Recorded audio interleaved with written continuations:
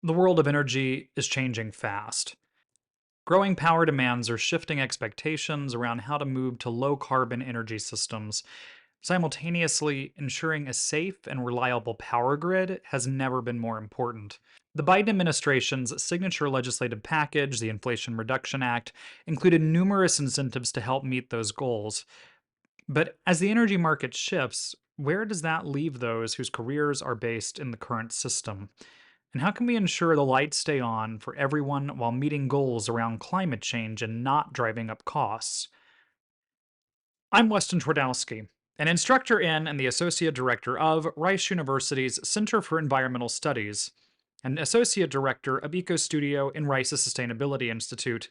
And you're listening to Gulf Streams on KPFT Houston 90.1 FM, Galveston 89.5 FM, and Huntsville 89.7 FM, where we talk with leading experts and community leaders to better understand the environmental problems and potential solutions facing our community. A quick reminder that you can catch up on Gulf Streams anytime through our podcast, available on all major podcast platforms. If you enjoy the show, please like and subscribe to make sure you never miss an episode. Today we're talking with Dr. Nikki Luke, who's a professor of urban geography at the University of Tennessee Knoxville. Dr. Nikki Luke, welcome to the program. Thanks so much for having me. So, just to start us off, can you tell us a little bit about your work and how you first became interested in energy transitions and how, all the things you're thinking about around the energy system in the South in particular? Yeah, absolutely. I first became interested in these questions actually as a young person growing up in Southwest Virginia in a moment in time when the county that I was living in was not a place that had produced coal anytime recently, but it had a history of coal mining many decades before, and that was also true of the surrounding counties. And it was a place where questions of climate change were becoming paramount, but there was a local understanding that it would affect quality jobs in the region. And it was also a time where we saw that region of the state grow much more conservative. And after I left, the congressional district, which had long been represented by a Democrat, actually he lost that seat in the 2010 congressional race. And so I was very interested in sort of how energy shapes a wider sense of politics and also people's understandings of what the future means and how that's tied to what they think their job is and what a quality job looks like. And then I went to college in Pittsburgh when fracking was taking off, and those questions appeared again. And I could go through my entire work history, but eventually I came back to the South and was interested in these how what we think of as a good job can sometimes seem at odds with very local questions of environmental justice. And those questions can break down along lines of class and race and gender. But there was also amazing work being done by folks within the city of Atlanta to think about how to bridge those connections and try to build solidarity across labor organizing, environmental justice organizing, consumer advocacy. And I was really lucky to come into that and do my dissertation work when I was at the University of Georgia, working with some of those advocates on questions of energy justice. That's fascinating. I didn't really expect the my life and energy response, which is, I mean, really apropos of your work and makes total sense. And certainly thinking about coal miners as at the, I think, kind of the forefront, at least, of the imaginary of this issue when we think of those folks who have been most impacted by changing energy markets, and really, to your point, the political and cultural ramifications of that. I think coal miners are certainly kind of the poster child of these ongoing evolutions in the energy market. And I think it's directly related to Houston, which, I don't know if you're familiar with the somewhat self-appointed moniker that the city has of energy capital of the world. But, the city takes a lot of pride in that. Been a big part of the city's economy for a long time. It's a really central way that people imagine themselves. Certainly, we talk with a lot of environmental justice advocates on the program, and I think what you've already kind of hinted at identifies a core tension of folks who feel completely tied to the energy economy of the area and recognize the very real human tolls that takes on local communities because the production of energy is a difficult process and does involve pollutions and does involve various troubling problems for local communities that they're torn between, do we live somewhere where we're potentially going to get asthma because of where we live? But it's also, I have to have a job.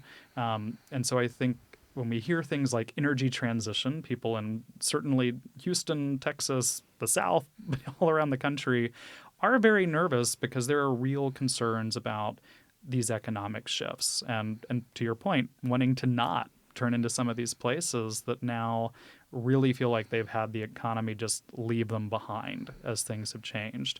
And so I'm going to give you a really overly broad definitional question, but I hope I gave you a good setup for it of just, can you walk us through, the just transition that we're talking about today? What does that mean? When we say things like just transition, what does that refer to, and how can we understand that not just as something being foisted upon us, but actually something we have to be attentive to because energy markets do shift? Yeah, thanks so much for that question. So I think everything you touched upon is really important for thinking about what a just and equitable energy transition looks like. And when I think about the term just transition, I really locate its history as starting in the labor movement. And I think that that's important because energy justice, environmental justice are critical to a just and equitable transition to what comes after fossil fuels, to the changes that we're seeing right now. But it has its own unique history that we can't lose track of in terms of coming out of the civil rights movement and fighting for environmental quality and protection from the Environmental Protection Agency. And so when we think about environmental justice has this lineage, similarly, the concept of just transition emerged from labor unions' experience of deindustrialization. And it was a term coined in the 1990s by Tony Mazzocchi of the Oil, Chemical, and Atomic Workers Union, who realized that necessary policy to protect the environment, and particularly to regulate the use of how chemicals and fungicides were being produced, was going to put members of his union out of work. And he argued that environmental policy that had these effects on the labor market should be accompanied by some kind of labor policy to ensure a just transition for workers. And he modeled that idea on the GI Bill, saying that when the U.S. economy was shifting from wartime production in World War II and trying to bring soldiers, veterans home, there were resources provided to them to go to school, to purchase a home. We know that the history of the GI Bill had many problems, and not all veterans had access to its benefits. There were racial inequalities in access to the GI Bill across the United States. But a just transition was envisioned as a way to try to address some of those concerns and protect all workers in the process. And the idea really takes form and shape in coalition with the environmental justice movement. So the oil, chemical, and atomic workers worked with environmental justice groups where refineries were located here in the Gulf Coast, in other parts of the country. And we see this idea of trying to say, as we're planning for environmental policy to respond to climate change, we know that this will have these localized effects, like we saw where I grew up in Appalachia. And a way to address them is to try to say, how can we take care of workers and the environmental legacies left by polluting industries as part of a policy towards developing a just and equitable energy transition? And so when I think about that now, to me, I often think about the principles of a just transition that have been adopted by the International Labor Organization that have these 4 pillars of thinking about social protection for workers as industry is changing. An assurance that what comes next provides decent work so that those same benefits and standards of high-quality wages, benefits on the job are assured as industries change.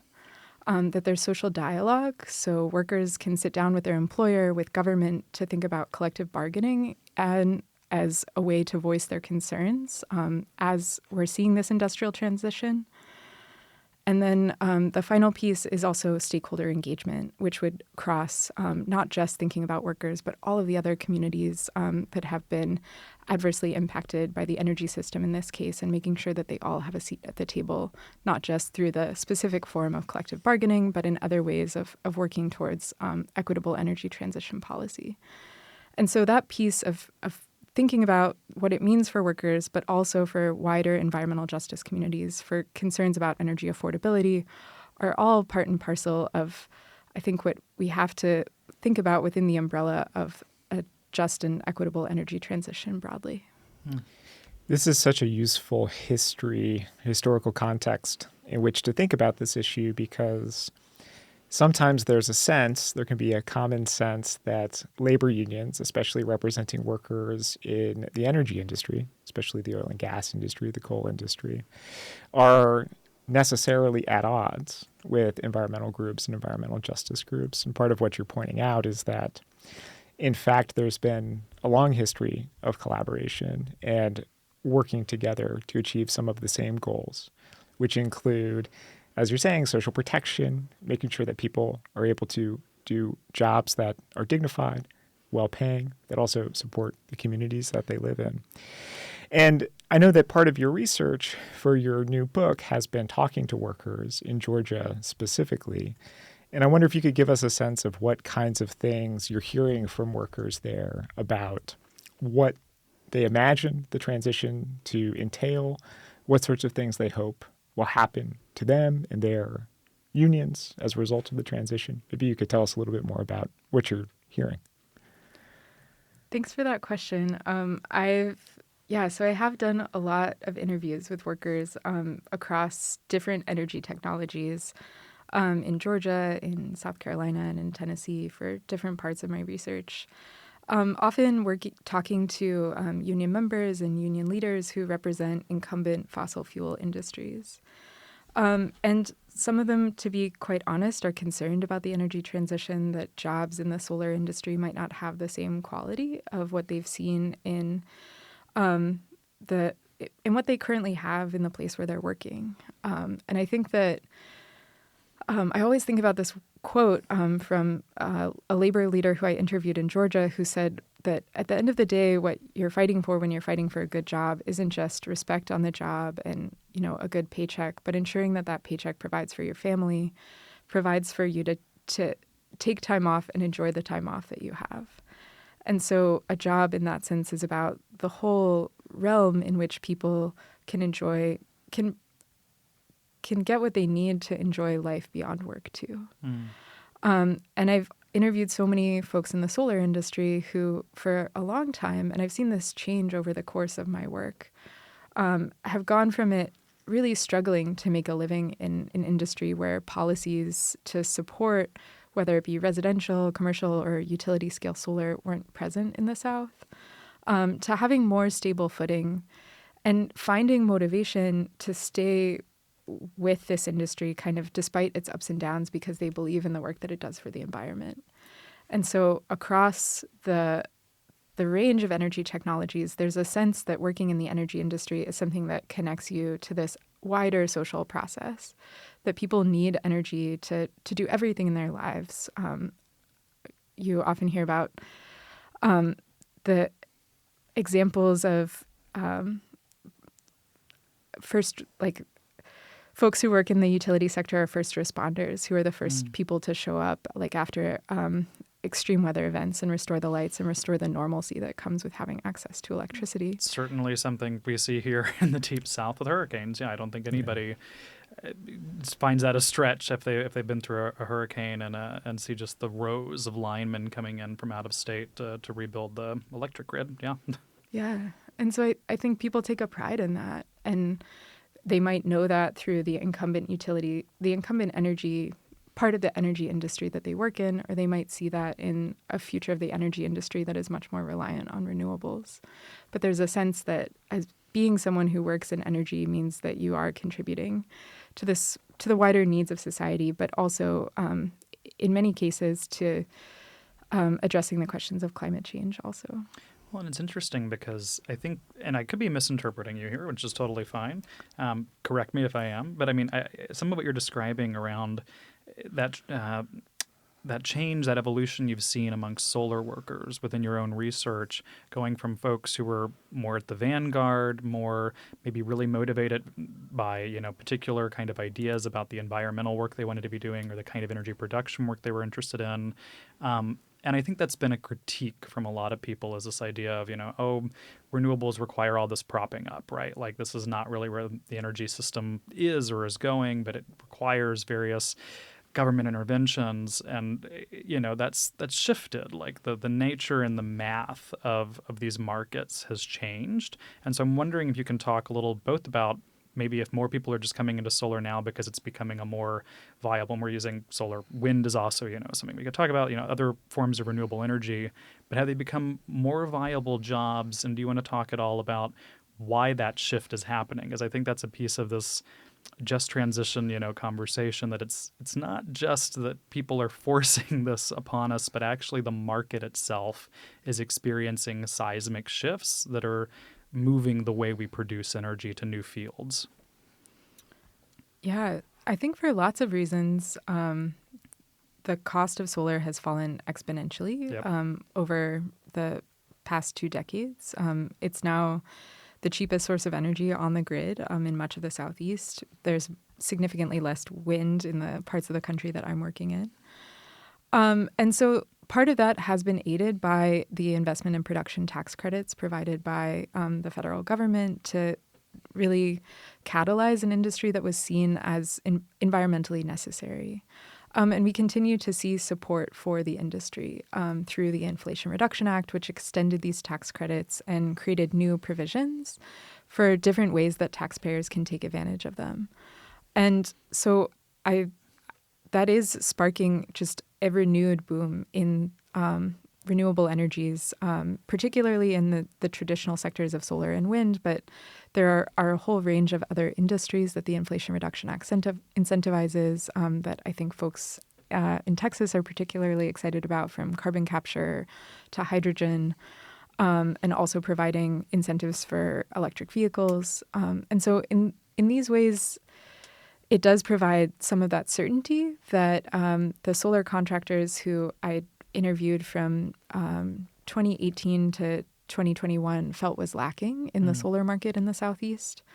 And it also incentivizes the adoption of renewable energy with kind of an eye towards just transition, to say we know that renewable energy is coming online for the first time since the financial crisis. Electricity demand across the United States is increasing. So what we often see in practice is that we just need more energy, whether it's clean or not. But as these forms of renewable energy are coming online, this does entail a shift in the kinds of work that are happening within utilities, within energy companies.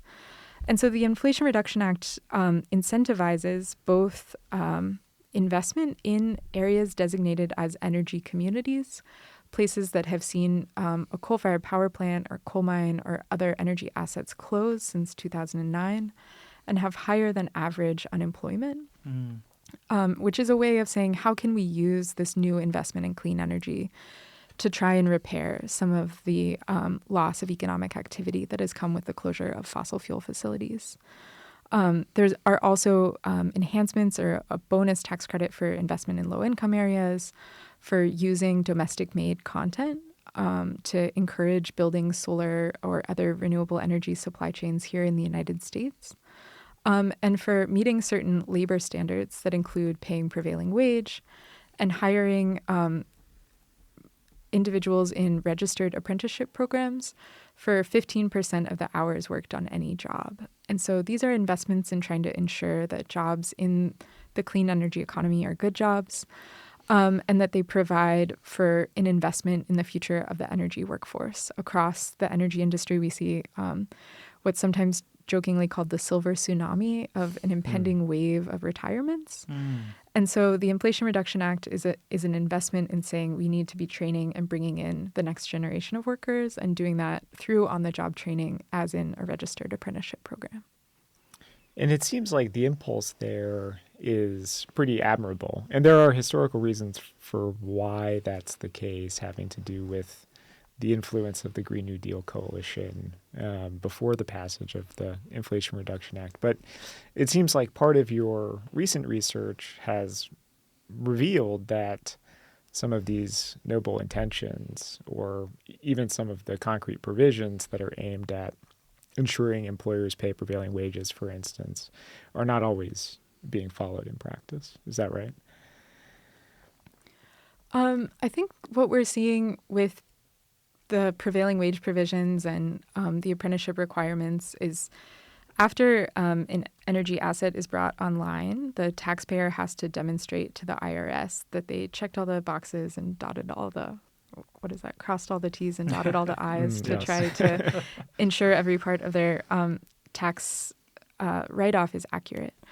And so there is a whole host of different ways that employers are trying to make sure that they have all the pieces in place to get what is the difference between a 6% tax credit and a 30% tax credit. So there is a lot of money on the table.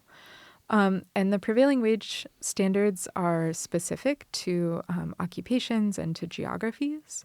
So what you might receive in prevailing wage in Knox County, Tennessee, where I live, might look really different than Boston. It does look really different than Boston, Massachusetts, because it's based on a survey of the average wages in a given occupation in a given place. In the context of prevailing wage, I think that's something that employers know that they have to pay. And to meet the apprenticeship requirements and find the apprentices that they need, some of my recent work has shown that we're seeing an increase in new apprenticeship programs that are being registered with the Department of Labor or that are being stood up to try to train folks in these industries. So instead of always or necessarily working within the existing infrastructures of registered apprenticeship programs, many of which are operated by the building and construction trades unions, new apprenticeship programs focused on the specific needs of the solar energy workforce are becoming more common. I think it'll be a question as to what that looks like as the renewable energy industry continues to grow.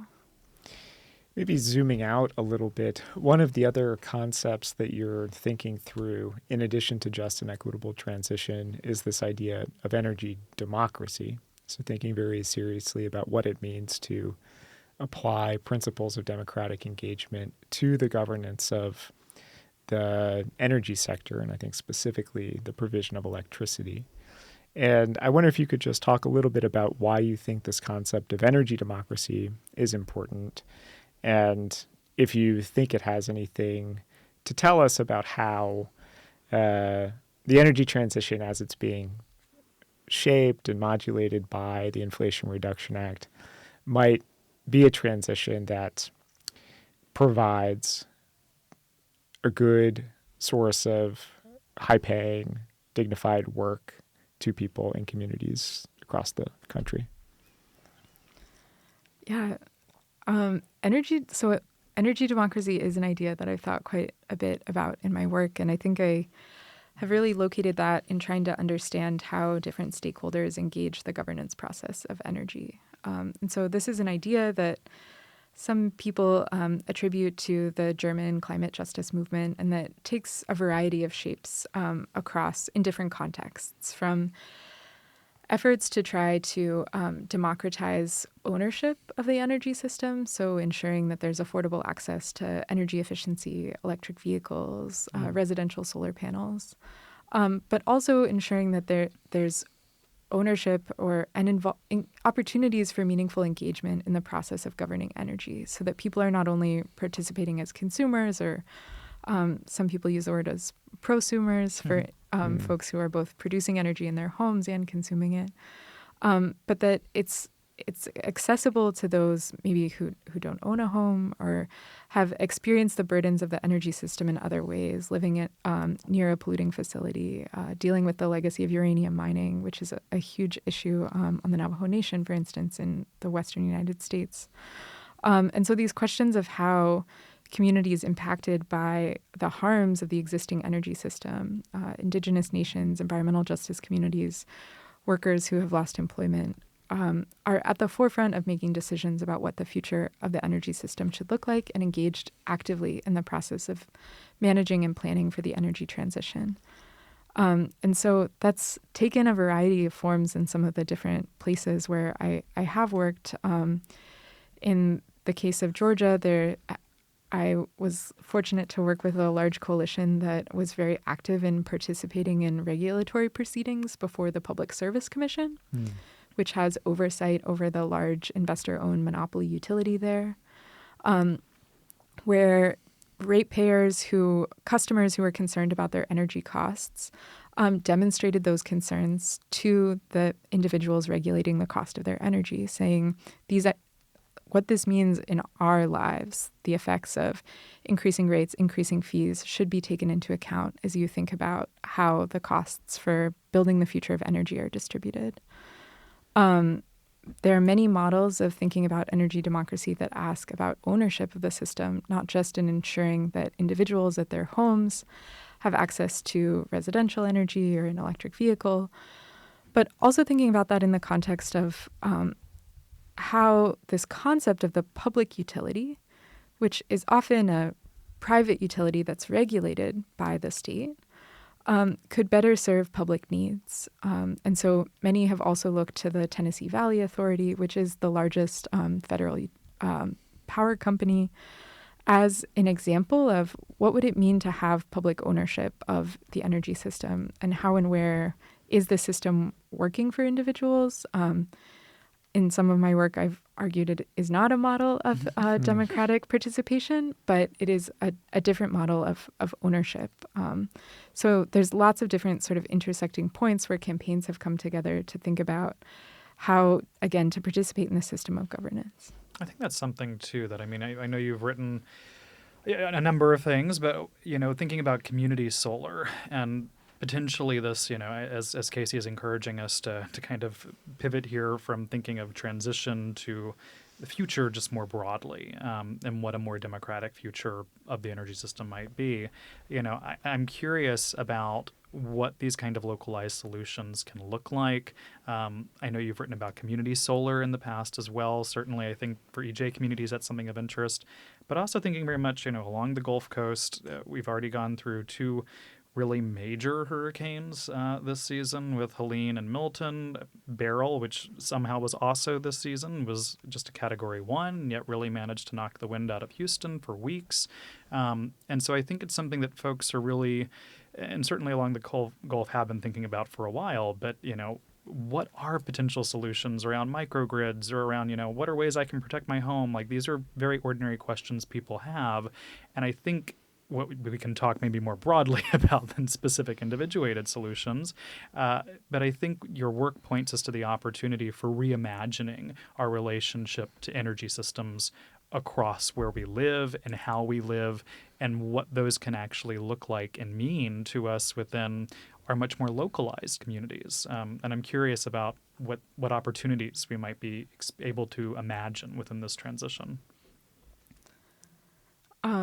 I think that's a great question, too, in part because there is a lot of, if you look at the two principal pieces of legislation that are incentivizing all of this work and activity around trying to address climate change in the United States right now, the Bipartisan Infrastructure Law and Inflation Reduction Act. The Bipartisan Infrastructure Law is a more than $1 trillion piece of legislation. I think the Inflation Reduction Act is just under $400 billion.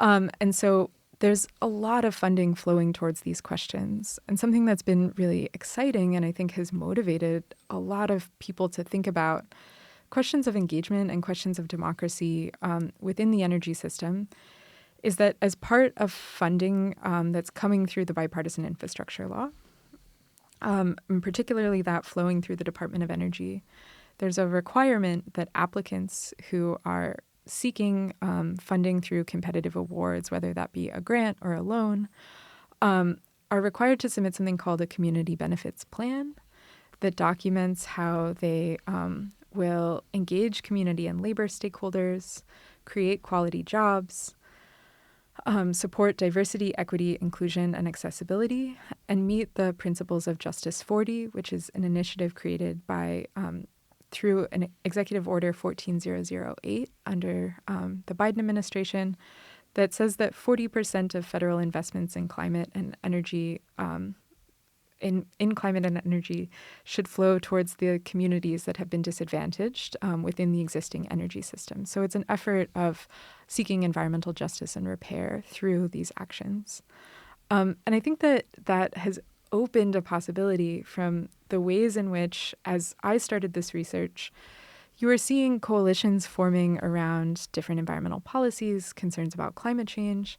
And now at the scale of different projects, there are these opportunities to participate in asking how do local stakeholders, do workers envision what they think the future of the project should look like. And so there's many, many, many examples we could point to of how this is being imagined across the country.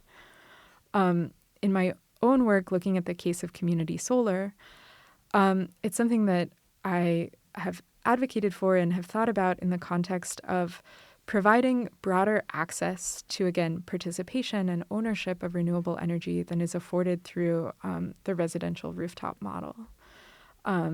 This has been raised as a concern in many different states, but residential solar is often incentivized in ways that, because of the very unequal and racialized regimes of property ownership in the United States, mean that many of the beneficiaries of either lucrative tax credits or net metering rates for residential solar are going to property owners and are not afforded to renters or to lower income individuals who couldn't afford the upfront investment for residential solar.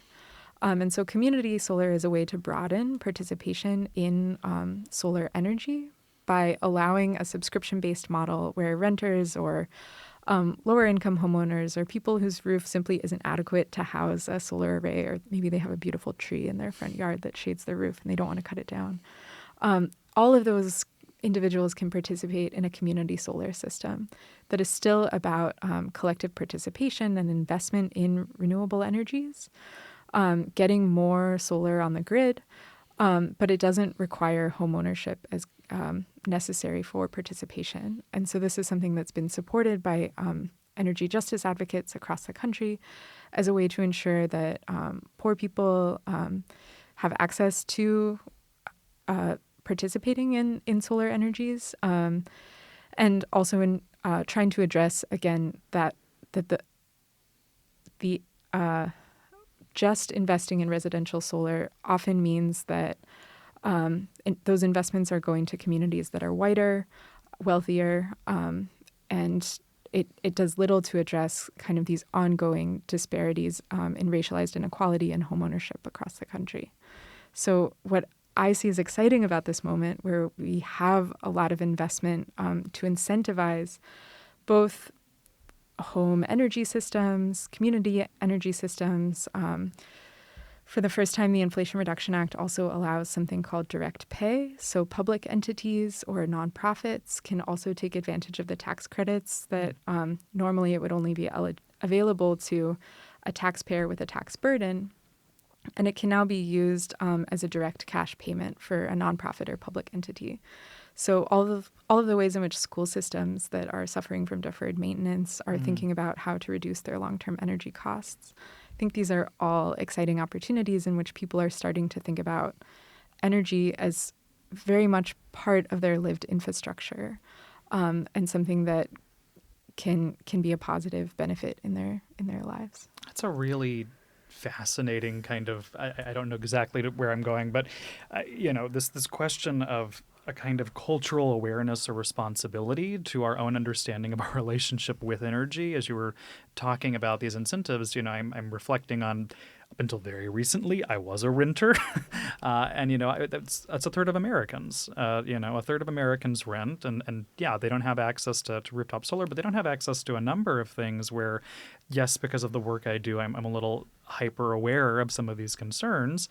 But when I look at the 22-year-old water heater in my old apartment, and was just kind of sitting there appalled, knowing it had no kind of modern energy standards backing it. And I'm aware that Texas per capita consumes the most energy in the country. And a lot of that is just a total lack of incentivizing folks to think about energy, not just in the ways that we can reduce it, but just the simple things that would both save us, renters, landlords, etc., actually money in our energy bills, but would also help to bring those numbers down. And so I'm curious about, yeah, what are those some of the ways that we can reach into not just the homeowner population that a lot of legislation does really try to kind of address first, but also, yeah, do you feel like there is this kind of cultural awareness or a shift happening maybe more broadly in the ways that we understand and think about our own connection to the energy we use? Even simple things like the IRA, which you mentioned, the Inflation Reduction Act, has funds for small amounts of, kind of a rebate for an energy audit. And like, I actually do know quite a few people who started thinking about, oh yeah, I'd like to know how to reduce my energy, even if it's just to save on my bills, right? But like, that's been an interesting motivation that I think has helped a number of people I know, especially homeowners, reimagine how their home functions and the things they're doing in terms of a broader energy system they're, especially in Texas, where we talk a lot about our energy systems, very aware of. Yeah, I mean, the questions of how to provide some of those benefits to renters, I think, remain really difficult. It's a tricky area. In part because we see that split incentive where often you're asking a landlord to make that upfront investment. And the benefits will often go to the tenant who's paying the utility bills. And so there's different ways that I've seen cities and states try to address this. From the city of Minneapolis has a program where if a landlord can get funding to do energy efficiency upgrades in their home, which can be really important in a place like Minneapolis where it's really, really cold. And then in return for taking public assistance to improve the energy efficiency of their home, agrees not to raise the rent for a certain period of time. And so it's trying to both encourage the benefits of energy efficiency, which have climate benefits. They have benefits in indoor air quality. They return benefits to the renter, but not encourage gentrification or adding to housing insecurity for renters in the process as rents are increased. So I think there's different models like that we can look to, or funding energy efficiency improvements through the electric bill is another way that has tried to address that split incentive. But it's something that has definitely become, I think, more present in terms of also thinking about just preceding the passage of the Inflation Reduction Act and the bipartisan infrastructure law. We saw the pandemic disrupt people's lives in many, many ways. But that also led, particularly in the South, to many disconnections as a result of people being unable to afford their utility bills after suffering job loss or just other changes in their income as a result of the pandemic. The Center for Biological Diversity has done some research kind of documenting where there was a spike in utility disconnections for non-payments during the pandemic. And so I think it really brought home the question that across the country, we understand there are concerns about housing affordability, and there's much more attention being placed on the fact that energy affordability is very much so a part of that. Unfortunately, we don't have universal programs for accessing energy assistance. Those are often seasonal, and the public assistance programs can run out of money. But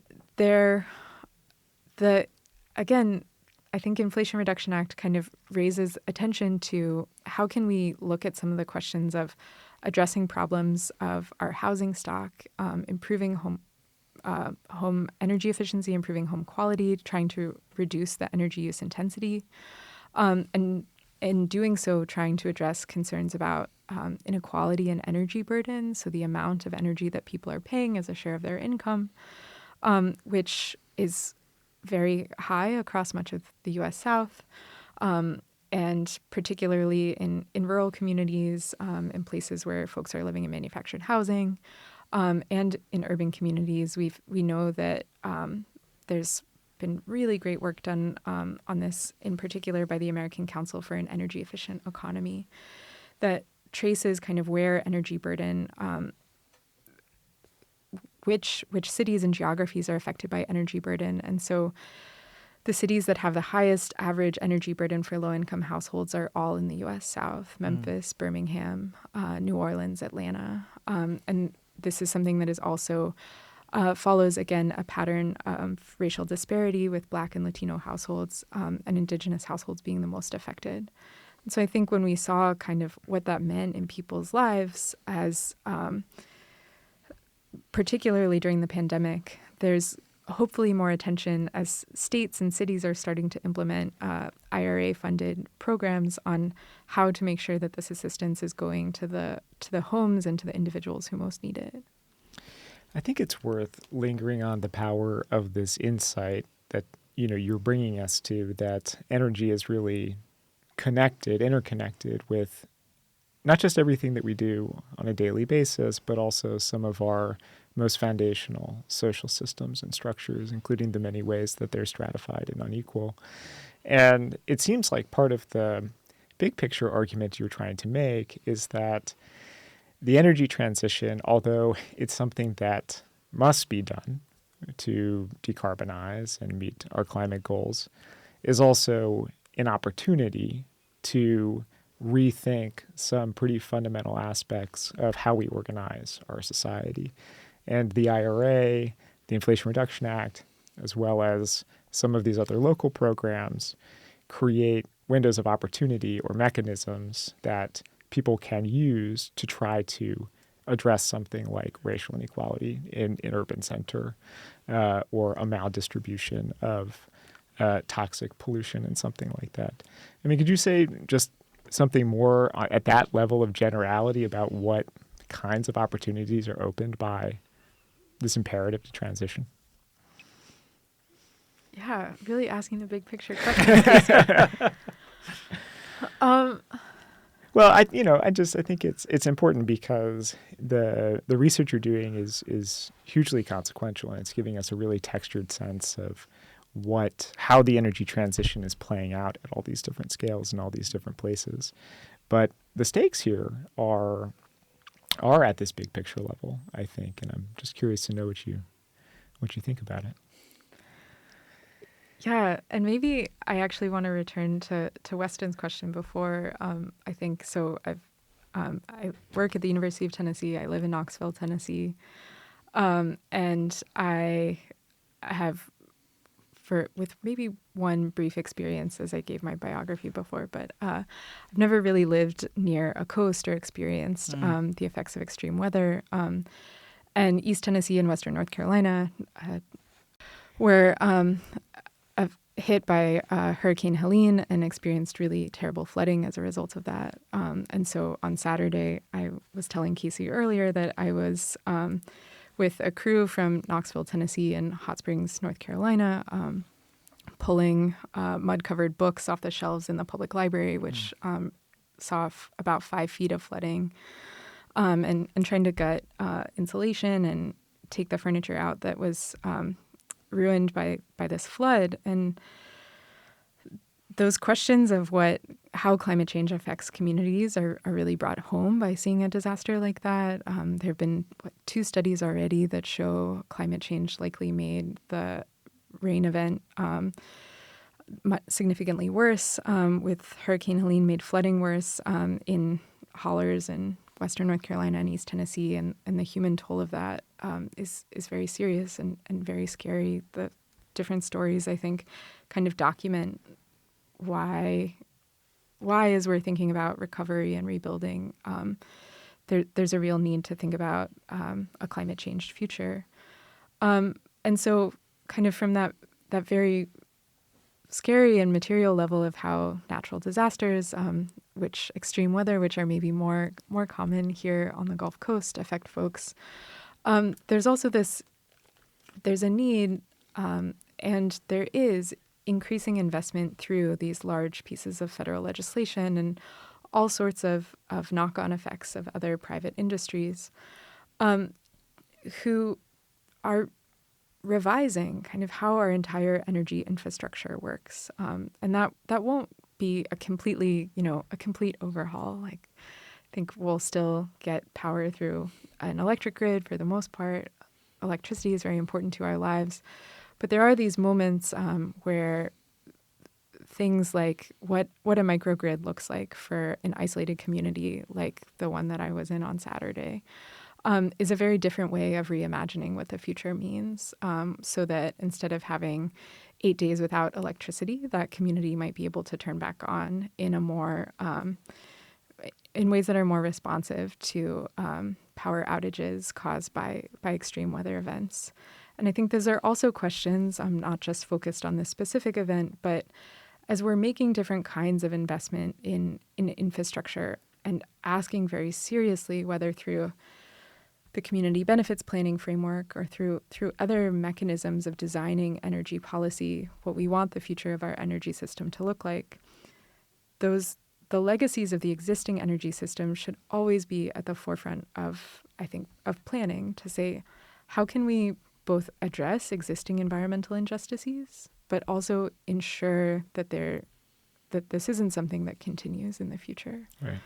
And so that requires that people who have the lived experience are involved actively in the planning process to share kind of how they see and know the energy system in very intimate ways by living near it, by working in it, and that those lived experiences inform how we think about the future, and what we think about clean energy implementation, both meaning on the very basic level of, can you get an improved water heater that isn't 22 years old in a rental unit, to also thinking about the organization of how we pay for and use energy. So those big picture questions, I think, are really important and have the opportunity to bring together folks in cities and rural communities, and to build some of those coalitions, bridging the needs of workers, whether they're organized or workers who aren't organized or maybe want to organize, and to forge new partnerships with environmental organizations, to think about how to work with energy companies, how to work with their cities, and how to think about what that means in a region like the South, which has historically been reticent to take on or confront the issues of climate change through policy, but we see all of these changes happening nonetheless. Well, and I think that's really important to remember as we go forward that, all of these different stakeholders, from communities to the laborers in the system across the board, that, these different groups have to be taken into consideration and have a voice at the table as we navigate this ongoing energy evolution. This is unfortunately all the time that we have for you today, but this has been a fascinating conversation. Dr. Nikki Luke is Assistant Professor of Human Geography at the University of Tennessee Knoxville. Dr. Luke, thank you so much for joining us. Thanks so much. Really enjoyed the conversation. And now we'll go to our researcher, Sophia, who is another in her series of Critter Corner specials. Hi everyone, it's Sophia, and welcome back to Critter Corner, where we dive into Houston's fascinating wildlife. In each episode, we feature experts and enthusiasts who share their favorite local animals, the role in our ecosystem, and ways that we can all support our community's biodiversity. For the third episode of this series, we will be talking to Lillie Stockseth, a conservation educator at the Houston Zoo. Welcome to the show, Lillie. Hey, Sophia, thanks so much for having me. I'm excited to be here. Yeah, of course. To start off, can you tell me and our listeners a bit about yourself and the work that you do?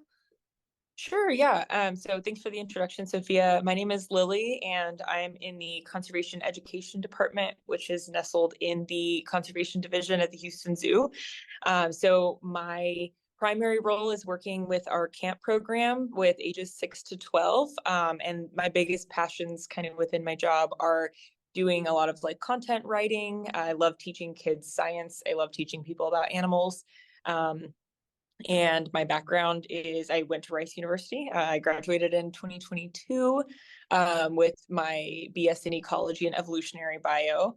So I'm really excited to be kind of here. I'm like, oh my gosh, I loved going to Rice, and then I'm getting my master's distance education at A&M in educational psychology and research and measurement. So I've really fallen in love with teaching people about animals through the zoo's programs and conservation education efforts.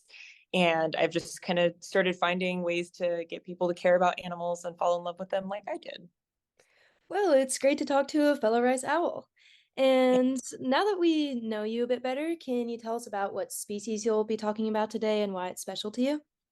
Yeah, so I was really excited to talk about Texas species, and I have so many. Sophia, we were just talking about I love reptiles and amphibians, but I know y'all recently covered some Texas reptiles, so I would love to talk about cougars or mountain lions or pumas or whatever you would love to call them. So yeah, those are the Texas natives I'd love to talk about today.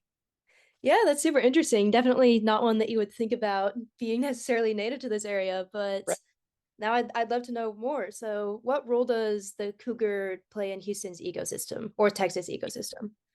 Yeah, absolutely. So, as you could probably guess, being in the Houston area, you would be extremely unlikely to encounter a cougar, but they are a Texas native, obviously, because they are a large apex predator. They do shy away from more settled urban areas like Houston, but they are native to the state. They are native all over the western half of the United States. They're the largest carnivore west of the Mississippi. And so they play that typical role of an apex predator. They help balance all of our prey populations and keep the ecosystem in check. They live in super low densities and do a lot of hunting of all kinds of small mammals. So, just like most other apex predators, they do a very, very keystone balance in ecosystems. And I love talking about cougars just because a lot of times they're feared like other animals that are potentially dangerous, but they're just so important for the ecosystem. Texas has so much diverse wildlife, and they are just one of my favorites. I love a good keystone species, and they really are a hallmark of that. What's one surprising fact about the cougar that people might not know? So cougars have I believe, the Guinness World Record for the most recognized common names of any species. So like I said, I call them cougars, probably just because the two that live at the zoo are very affectionately loved by the University of Houston. Shasta, the University of Houston's mascot, resides here at the zoo. So we call them the cougars, but they can also be called pumas, mountain lions. People call them panthers. They've got a million different names, and it's because of their range. So they are native pretty much over most of the western half of North America, and then all the way through South America. They have the largest range of any mammal in the Western Hemisphere. So since they live in so many different countries and across different languages, they've developed a bunch of common names. So you might hear a bunch of different names that you might think are different animals, but they might all be cougars. Wow, okay. Yeah. And what are some simple ways that people can support the cougar, either through the Houston Zoo or through other organizations? Yeah, so I love that you kind of said support them through organizations, because they can be like other apex predators, kind of a tough population to support. Like I said, they live in very low densities. They need huge hunting ranges. They live in like just a couple individuals per 100 square kilometers. And so the best thing that we can do, like overall, to help them is to like protect land and regulate like the hunting of their prey and things like that, which is a very hard thing for us to do individually. But making sure that we support all of those practices and those organizations and those lawmakers that are protecting large cats, protecting their prey, and protecting their land. So obviously, the zoo does a whole lot to advocate for wild spaces and wild places in the state of Texas and beyond. And other conservation organizations can help put in that work, because it is such a large scale effort to protect land for something that needs as much space as a cougar. That concludes our short talk for the day. Thank you so much for joining us, Lily. Yeah, thank you, Sophia. Yeah, of course. It's been a pleasure to learn about the cougar. And to everyone listening, thank you for tuning in, and make sure to come back soon to learn more about these fascinating local species. And finally, we'll go to our researcher, Naman, who will tell you how to get involved this week around town. Hi everyone! As the days grow shorter and the weather continues to cool, it's the perfect time to reconnect with nature and get involved in the community. Whether you're looking to learn something new, lend a helping hand, or just spend some time outdoors, there are many exciting events coming up here in Houston. Bok Bok! This Thursday, November 21st from 7 to 8 p.m., you can visit the Houston Arboretum and Nature Center for a talk on the Atwater Prairie Chicken Refuge with Wildlife Refuge Specialist Meredith Haley. The refuge was created to protect the critically endangered prairie chicken, and it is home to one of the largest remnants of native coastal prairie remaining in the southeastern part of Texas. You can head out to enjoy the natural beauty of the refuge in the afternoon and stay for the talk in the evening, or simply join from the comfort of your home through Zoom. Find out more about this opportunity at HoustonArboretum.org. Going a little further out of Houston, you can also volunteer at the Indian Grass Preserve tomorrow, Tuesday the 18th, or Friday, November 22nd from 9 a.m. to 1 p.m. Every Tuesday and Friday, volunteer stewards help with the Coastal Prairie Conservancy restoration and public access programs. You can help maintain the N. Hamilton Trail, grow out the native species in the native seed nursery, plant native wildflowers and grasses, and remove invasive species, among other activities. Be aware that there are some physical requirements to volunteer, including bending, kneeling, and sitting on the ground with some light lifting. You should also wear the appropriate attire suggested should you decide to volunteer. If you'd like to volunteer, make sure to complete the volunteer application and then email Bethany Foshi for more details on this opportunity. Find out more about this opportunity at www.coastalprairieconservancy.org. So, whether you decide to learn more about conservation efforts, help preserve the prairies, or just want to spend some peaceful time in nature, there is something for everyone to enjoy. Be sure to tune in next week for more ways to get involved and make a positive impact. Until then, take care. If you have questions or ideas for what you'd like featured on Gulf Streams, leave a voicemail at 713-348-4081 or email us at westonT@rice.edu. A quick reminder that you can catch up on Gulf Streams anytime through our podcast, available on all major podcast platforms. If you enjoy the show, please like and subscribe to make sure you never miss an episode. Gulf Streams is a co-production of KPFT Houston and Rice's Center for Environmental Studies, with support from the Andrew W. Mellon Foundation and the Rice Sustainability Institute's Eco Studio. Produced by Weston Twardowski. Co-produced by Joseph Campana. Audio engineer Rico Enriquez. Original music by Carter Dean. Research support provided by Jaden Brayboys, Sophia Soltez, and Naman Rinstor. Stay tuned for the R&R Show with Ronnie Renfro and Tom Richards here on KPFT Houston 90.1 FM, Galveston 89.5 FM, and Huntsville 89.7 FM.